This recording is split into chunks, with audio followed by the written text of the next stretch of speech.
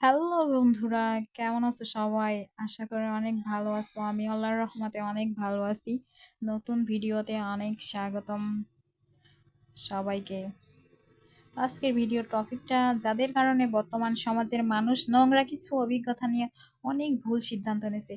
এদের থেকে শিক্ষা নেওয়ার কিচ্ছু নেই। এরা বাজে পোস্ট দিয়ে সামাজিক যোগাযোগ মাধ্যমকে অনেক নষ্ট করে ফেলছে। এরা 50 লক্ষ টাকার ঋণ কিভাবে শোধ করতে হবে বলে নতুন নতুন নাটক শুরু করছে। বর্তমান সব জায়গায় বড়লোক কিভাবে চলাচল করছে, আরো কত কিছু করছে।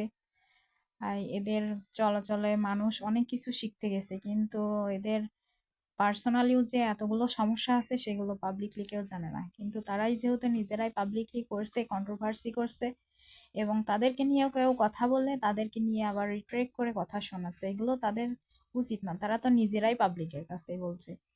তারা পাবলিকের কাছে যেভাবে ভালো ছিল সেভাবে তাদের থাকা উচিত, এবং সবার সাথে মিলেমিশে যেভাবে ভিডিও উপহার দিতেছিল সেভাবে দেওয়া উচিত। আর দ্রুত এসব কথা পোস্ট না করে দ্রুত সমস্যার সমাধান করে একসাথে মিলেমিশে থাকা প্রয়োজন।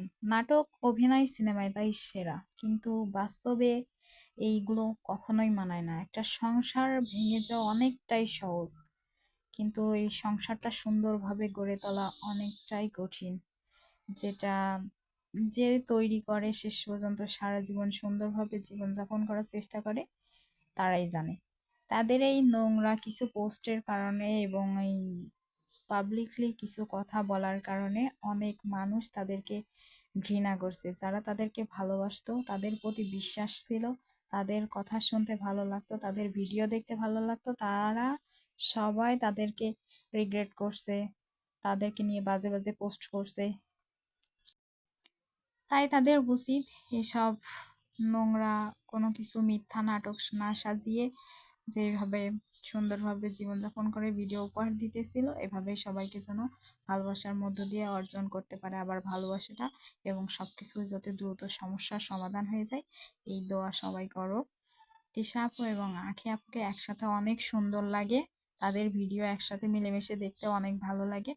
তারা যদি ছোট বাচ্চাদেরও কিছু শিক্ষণীয় দেখতে বোঝাতে চায়, তাই এসব নোংরা ভিডিও পোস্ট করে সামাজিক যোগাযোগ মাধ্যমে তাদেরকে আরো খারাপ হওয়া উচিত না। এই জন্য তাদের উচিত সবকিছু সমস্যার সমাধান দ্রুত করে ফেলাই দেওয়া, এবং এই পোস্টগুলো আর না করে আবার একসঙ্গে মিলেমিশে থাকা। কিছু কিছু পণ্ডিত ব্যক্তিগণ তাদের এই ভিডিও পোস্ট এগুলো আবার নতুনভাবে ফেক আইডি খুলে অনেক বাজে বাজে কমেন্ট করছে, এবং নিজেদের আবার আর একটা করে পাবলিসিটি তৈরি করে নিচ্ছে। যেখানে আঁকি আপু কোনো পোস্টই করে নাই, সেখানে অনেক মানুষ মিথ্যা বানোয়ার্ড কিছু কথা লিখে তার ছবি দিয়ে এগুলো আবার পোস্ট করছে, সেগুলো আবার নিয়ে পাবলিক মিলতে আছে, এবং তিশা আপুকে অনেক কথা শোনাচ্ছে। এই যে যেমন একজন লিখছে, তিশা অনেক চালাক, পলিটিক্স করে কিভাবে সব হাতায় নিতে হয় তার থেকে শেখা উচিত। এরপরে ও আখিকে নিয়ে অনেক কথা বলছে যে কক্সবাজার একা কেন গেছে তিশা আপু, আখিকে কেন নেয় নাই।